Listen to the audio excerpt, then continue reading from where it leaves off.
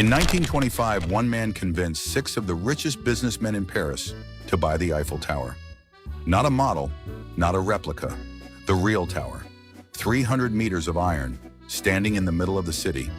And by the time they figured out what had happened, he was already gone, with their money and their pride.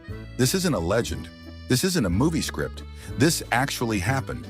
And by the end of this video, you'll understand exactly how one man, with nothing but a fake letterhead and a lot of confidence, pulled off the boldest scam in modern history. Stay until the end, because the second half of this story is even crazier than the first. Paris, 1925. World War I had ended 7 years earlier, and the city was rebuilding. Money was moving fast. Scrap metal prices were rising.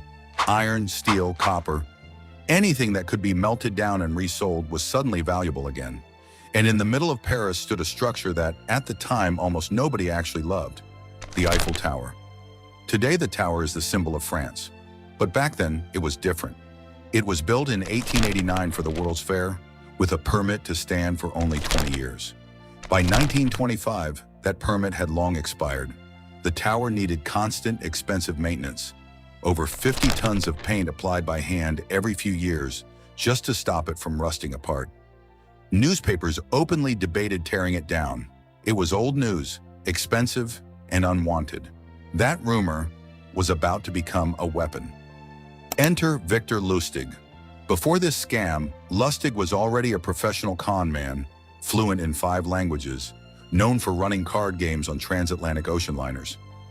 But nothing he had done before came close to what he was about to attempt. Lustig read a small newspaper article complaining about the tower's maintenance costs, and one sentence gave him an idea that would make him a legend of crime forever. What if he convinced people that the government itself wanted to sell the tower for scrap? Here's the pain point that made this scam work.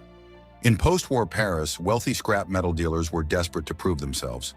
Many were self-made men, new money, hungry to be seen as important, hungry for a seat at the table with the political elite.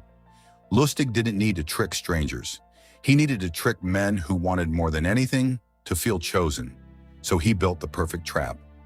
Lustig had fake government stationery printed, identifying himself as the Deputy Director General of the Ministry of Posts and Telegraphs. Using this fake title, he secretly invited 6 of the top scrap metal dealers in Paris to a private meeting at the Hôtel de Crillon, one of the most prestigious hotels in the city. 6 men, 1 target, and they didn't even know it yet. At that meeting, Lustig delivered the performance of a lifetime. He told the dealers that due to the tower's crushing maintenance costs, the government had secretly decided to tear it down and sell it for scrap metal.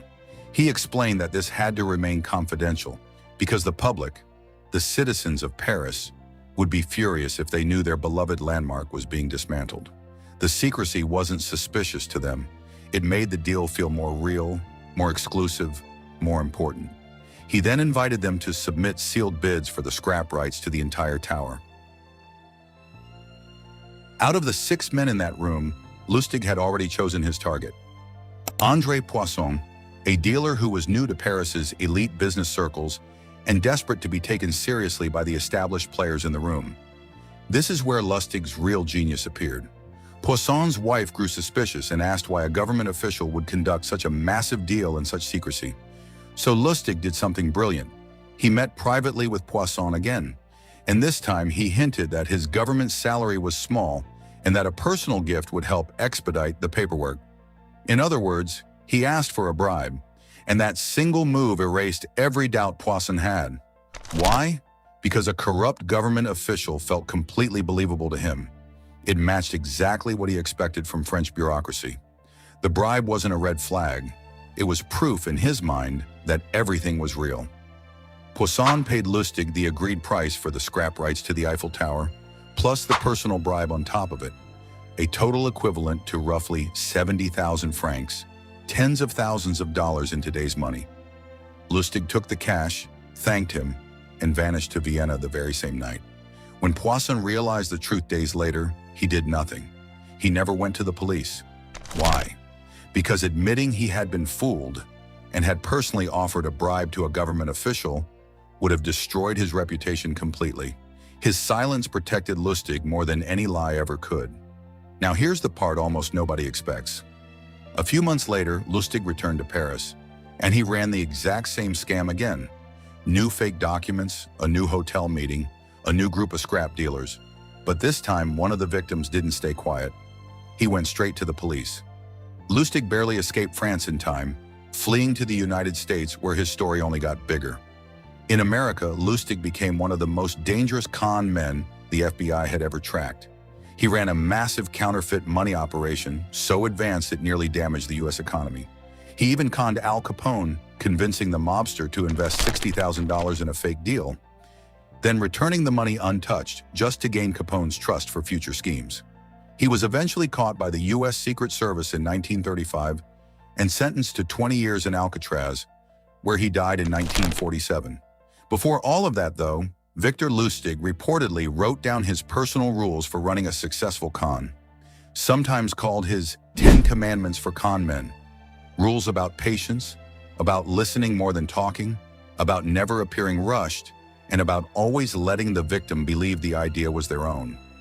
That mindset, patience, false trust, manufactured urgency, is still the exact playbook used in financial scams today, just with different disguises. So here's a question for you. If a stranger offered you a deal that felt too important to question, too official to doubt, would you have noticed the trap? Drop your answer in the comments, because I genuinely want to know. If this story blew your mind, this channel exists for exactly this. Real stories about business, money, fraud, and the people who built empires out of nothing but confidence. Hit subscribe, tap that bell so you don't miss the next one, and if you're not already following, this is your sign to join Black Ledger, because the next story might be even harder to believe than this one.